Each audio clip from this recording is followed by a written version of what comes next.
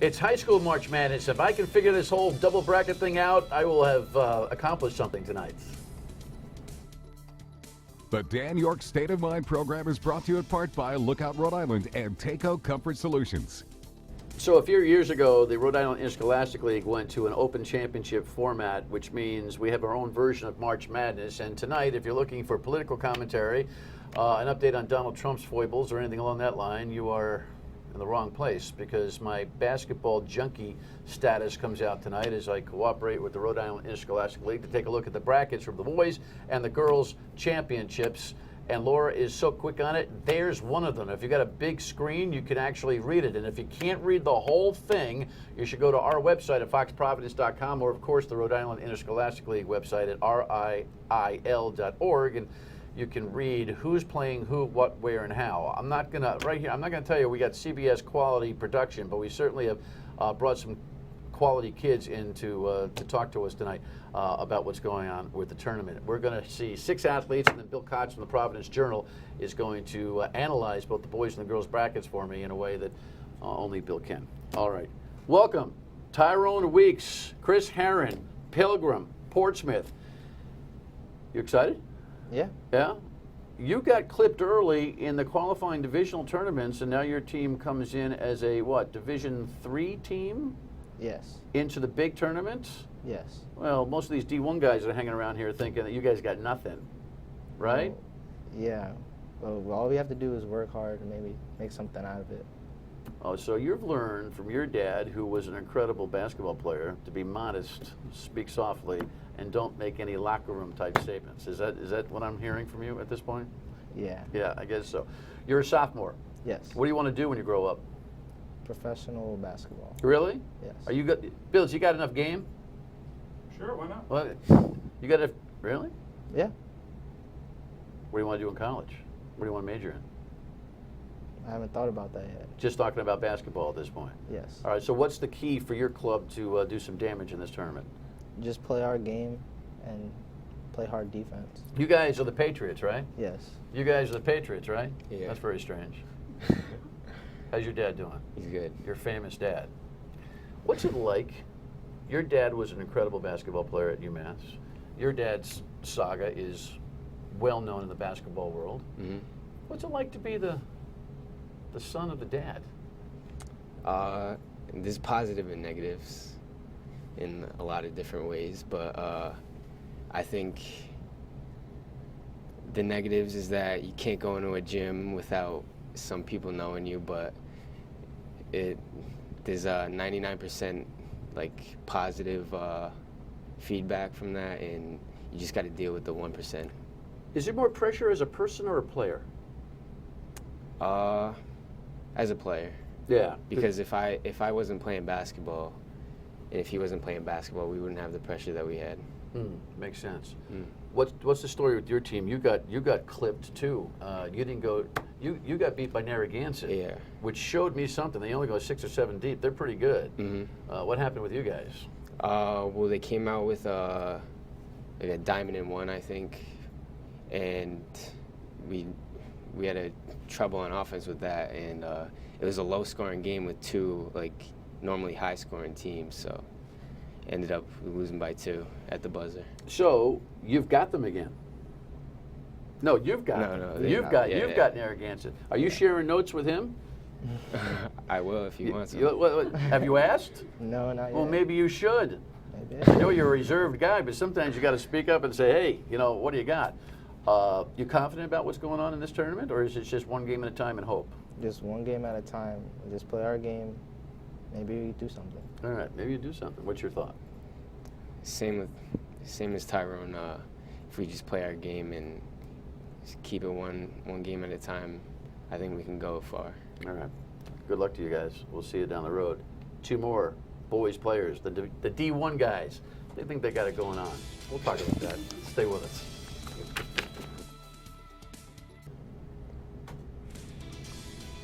So we continue talking about the Division, well, I was going to say Division One. That's the Open Basketball Championships on both the girls and the boys side. We'll look at the girls brackets coming up. Bill Koch from the Providence Journal will join me momentarily to kind of discuss both and where he thinks this tournament is going. It's really exciting. There were packed crowds at Brown for the divisional championships for the boys yesterday. I'm sure there was as much enthusiasm for the girls. I wasn't there. But there will be over the course of time. And of course, it's all the road to the Ryan Center, where both the boys and the girls face off in semifinal action in the Final Four, so to speak, on March 12th and 13th. The championship games are on Sunday the 13th. We got two more outstanding scholar athletes with us. John Tundro is from LaSalle Academy. You're a senior there, right? Yep. Captain? Yep. Guard? Forward? Four. Everybody in high school is a guard. Unless you're Missoula at 6'5", you can legitimately say you're a forward. You just got to say, I'm a guard forward. I do whatever I got to do with the ball, right? Yeah, that true. kind of a thing. And Justin is a junior at Bishop Hendricken. Both you guys are in the hunt for the Open Championship. You feel that way, don't you? Yep. Yes. The other two guys do too, but they're traditionally a little bit more tentative as Division II and III schools. You guys have the pressure, and LaSalle is a defending champion. You got to step up, right?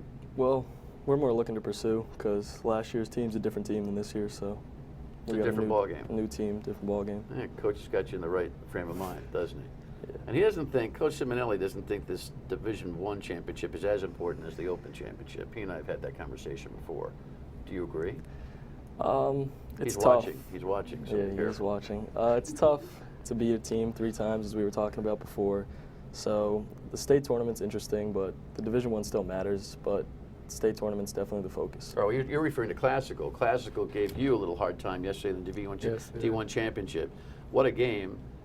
They went out with an 8-0 run. You came back with a 13-point run, and then it was back and forth, and you had an 8-point lead at halftime, and Classical, kind of put it on you. Mm-hmm. What Yes, happened? they did. We didn't really guard as good as we usually do. They hit some big-time threes, which kind of put us away, and we couldn't get a stop in the second half. And our offensive, we didn't really have a bad night offensively. Just defense kind of took a toll on us. All right, now LaSalle is the 1 seed. Bishop Hendricken is the 2 seed. So these are the favorite teams in the tournament. It doesn't always come out that way. Classical, which is, I believe, the 3rd or 4th at this point, 3rd, they might be the hottest team. They beat you twice. Did. Yeah. Right? Mm-hmm. You got Johnston to begin with. You look. No, we do. You got Johnston, There and you you got Lincoln, which you should handle, but you never know, right? That's why you play the game. You can't get cocky. Exactly. We're not cocky. No. But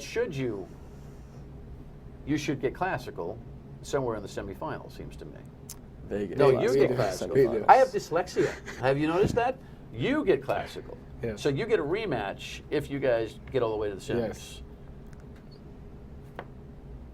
I'm not really worried about Classical right now. We still have Johnston and then the winner of NK and Portsmouth. So we have to go on some runs. Coach Gomes has got you figured out too, doesn't Yes, he? he does. You wouldn't like the fact that you'd be talking about 3 rounds deep. Yeah, no. I'm the one that's looking at 3 rounds deep. That's all right. What's the season been like for you? As a senior, it's got to be pretty poignant. Yeah, definitely a lot of ups and downs. It's been a fun year, though. We've had some tough games, big games against Hendricken, big games against other big schools. We're just looking to go day by day, get better every day. I think what's interesting about your team, and I say this respectfully, I don't see any stars on your team, but it's a pretty well-oiled high school basketball team. Well coached, disciplined, you move the ball, you do all the old-fashioned things right, seems to me. Yeah, we definitely look more into fundamentals and defense to get our offense going. So we're not looking to put the ball in anybody's hands to try and score. We're more of a team offense. You're a little blue chippy. A lot of guys are looking at you as to whether your next step. So is that more pressure for you? No. I love my team because we're surrounded by a bunch of role players. So we all just chip in to pursue in each and every game. Same with LaSalle. We focus more on our defense to generate our offense. Are you predicting a championship?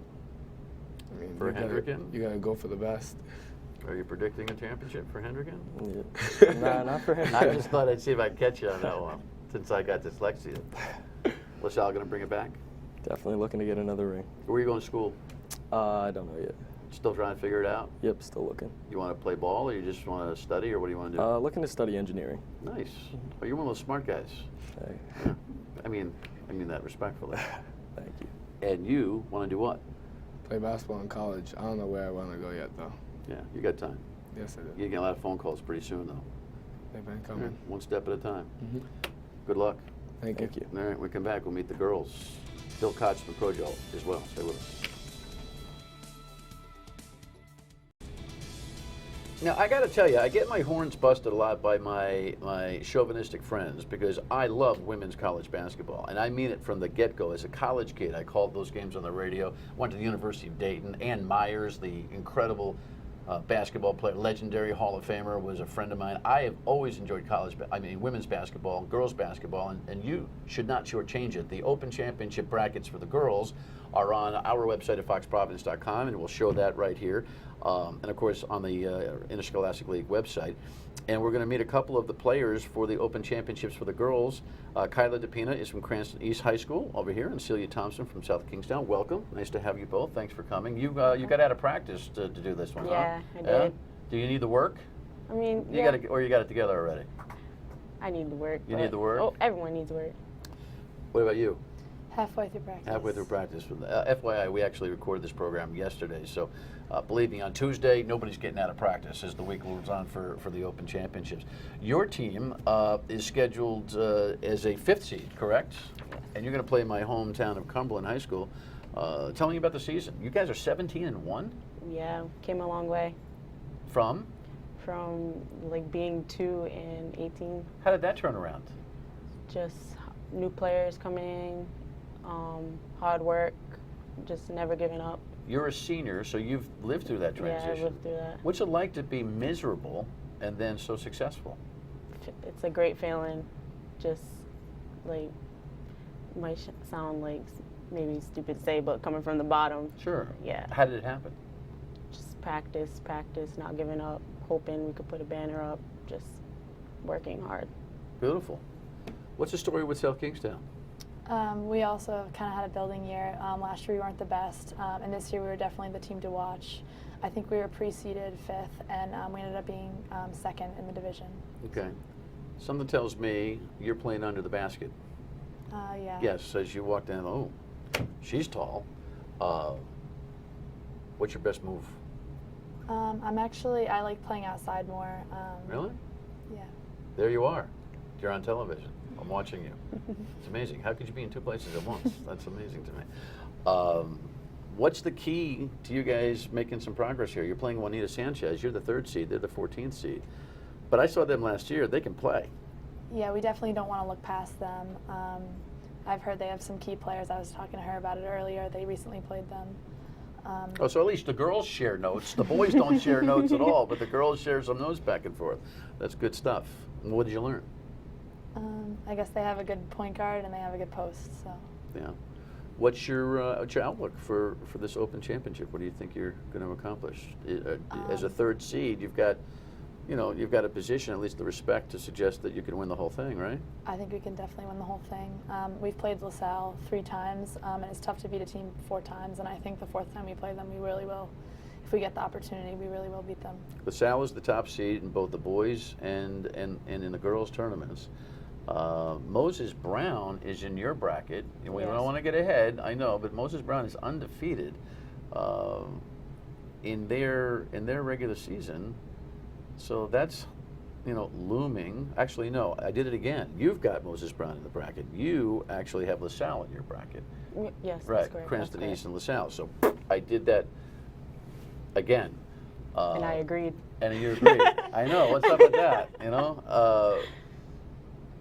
Have you played LaSalle? No, we haven't played LaSalle. Can you beat them? I mean, I think we could beat them. Yeah. But you got to get there first, huh? You got to get past Cumberland and then St. Ray's or Middletown. Exciting to play in the Open Championship? Yes, very exciting. Why? Because it's just a big opportunity, and I feel like people underestimate Cranston East. Really? Generally?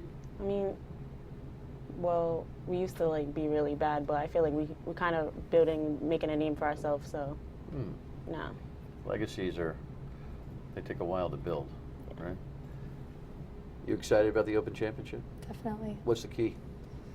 The key is definitely to play as a team, I think. We have a really strong team, and we've definitely worked our way up, and we've earned our 3rd seed. So. What do you want to do after high school?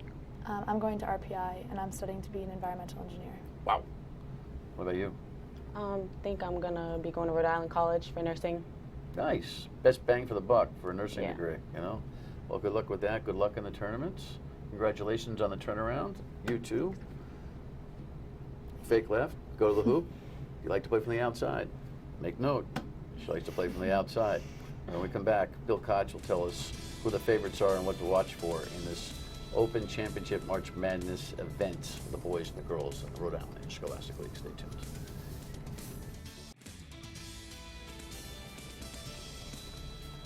That is a piece of video from Sunday afternoon at the noon game, the Division III Boys Championship at Brown University. I called that game on the radio, and if you want to hear the radio version of that call, just go to the website at 630wpro.com, where we will archive all of the broadcasts. Of course, that's Channel 12 video, and Bill, that video has gone viral all across the country. ESPN has run it and everything else. By the way, welcome, my friend. Good to see you again. Great to be back. Thank you. Appreciate you coming in and adding a little bit of analysis for the boys and girls basketball tournaments.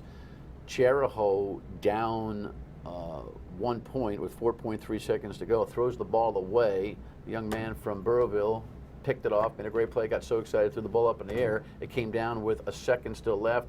Somebody, either Coach Downey or Nate Morin, the kid from Chariho, called the timeout. 1 second left, they inbound, and you see the rest.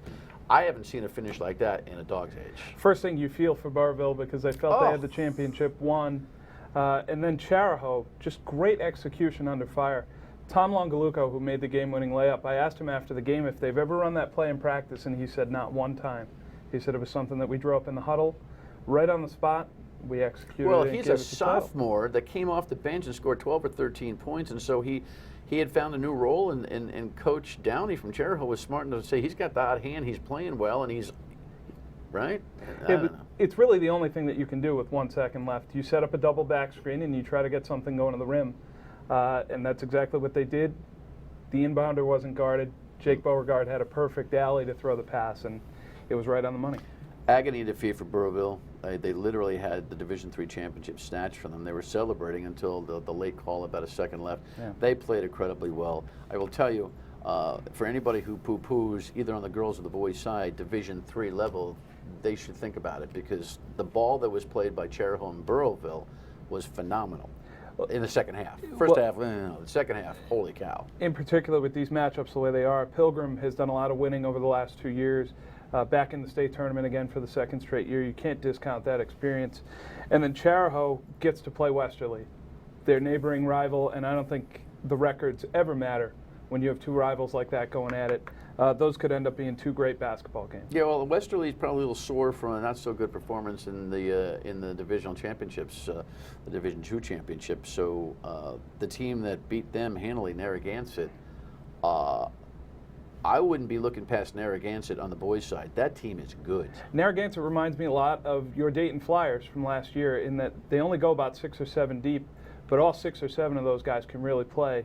The starters are physical, they're experienced, and they bring a shooter off the bench in Jack Clancy who gives them a completely different dimension. The Division I boys, I should say the Open Championship for the boys, perhaps dominated by the favorites in Division I, seems to be completely wide open. I've been following this thing for the last 4 years, been doing the radio for the last 4 years, and I had a pretty good feeling about who was going to win the championships, including LaSalle last year. I think it's anybody's ball game. Classical is coming. LaSalle struggles with them, but LaSalle's good. Hendricken is terrific. This is a mess. I would hesitate trying to fill out a bracket this year for certain. And I had one person say to me this weekend, I think that's because the teams aren't really very good. I disagree. I think there are more good teams than there have been in the past, and I think they're, all right on about a similar level. That's going to make for some great games over the next 2 weeks. Smithfield was undefeated for a lengthy period of time in the regular season. I wouldn't discount them. They didn't play so well in the divisional, playoffs. But it does feel like you could probably go 4, 5, 6 teams deep, and anybody could get hot and win this thing. Smithfield has a really difficult matchup in the first round with Mount Pleasant, one of the best backcourts in the state with Leonard Williams, Devontae Metz, and Noah West. Smithfield's advantage in that game will be inside. You got to feed Lorenzo Fernandez, the big guy. he's a matchup that maybe Mount Pleasant might struggle with. Sure. We can put that bracket up one more time if you have a chance, Laura, the boys bracket. I know that if you have trouble reading the entire thing, you can look it up on our Fox Providence or Rhode Island Interscholastic League website. Well, your overall impression, actually, let me save this question until the end. Well, let's throw the girls bracket up one more time as well. The great thing about Bill Koch is that he reports on every level of youth sports, even up through the high school, as if it was the Celtics. He gets it all. You and John Galuli do an incredible job at the Providence Journal with this stuff. And you do have insight into the girls' championship. What do you think about that? LaSalle being the top seed, are they going to be tested here? Certainly they are. You don't win 3 or 4 games in a row against high-level competition without being tested. And it could happen right in the second game. You're playing the winner of Barrington and Portsmouth. Portsmouth was one of the 2 teams to beat LaSalle this year during the regular season. So they could have a very tough game right in that second spot. Barrington obviously won Division I last year, made it all the way to the quarterfinals of the state tournament, ran into Juanita Sanchez and Davida Dale, who's at Syracuse right now.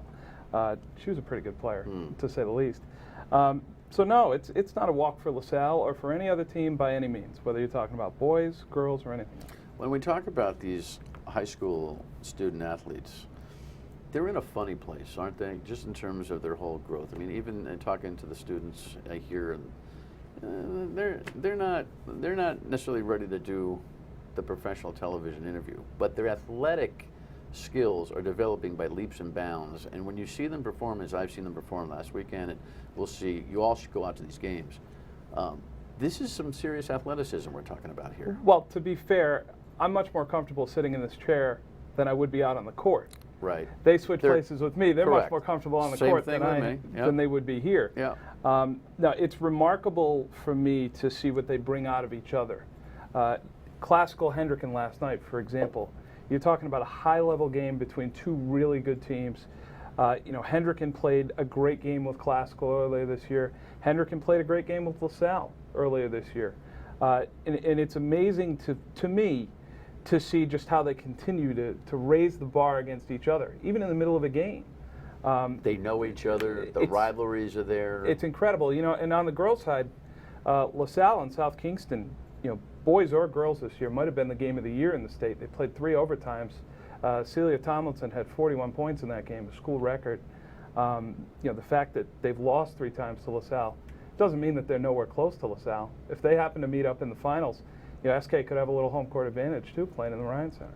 We're going to have some pretty big crowds on both sides of the gender aisle here. I mean, the place was packed at Brown for the divisionals. I would imagine the same thing will hold true all the way through all the brackets. Big crowds, big community involvement.